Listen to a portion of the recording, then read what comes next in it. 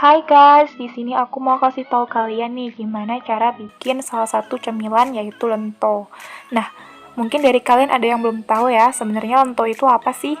Jadi, lento itu merupakan makanan khas Indonesia yang juga digunakan sebagai bahan racikan di lontong balap nih guys. Dan juga bisa disajikan bersama dengan pecel atau juga biasanya dijual di warung-warung seperti camilan-camilan gitu deh guys, kayak gorengan gitu.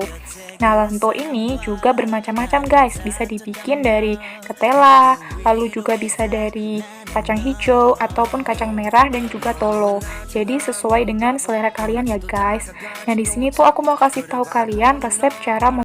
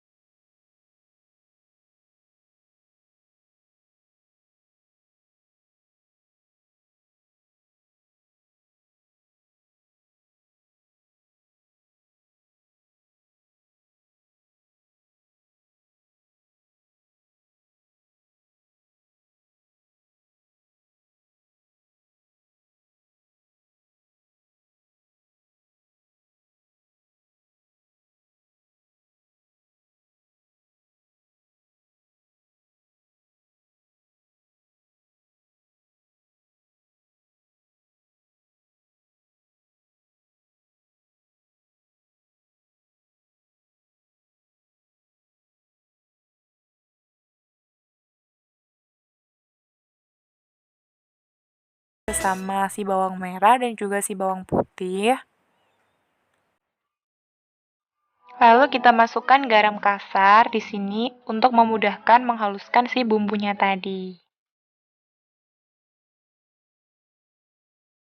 Selanjutnya masukkan tempe masam dan kita ulek hingga halus, hingga bercampur dengan bumbu halusnya tadi ya.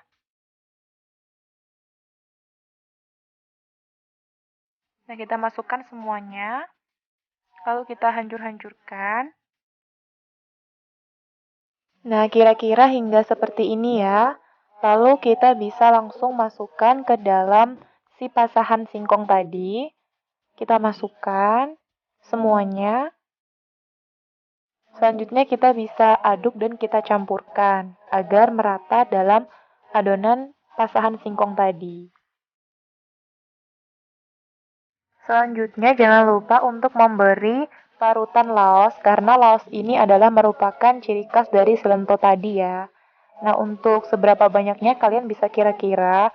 Jika kalian suka sama laos, jadi bisa diberi banyak. Jika kalian tidak terlalu suka, mungkin bisa sedikit dikurangin.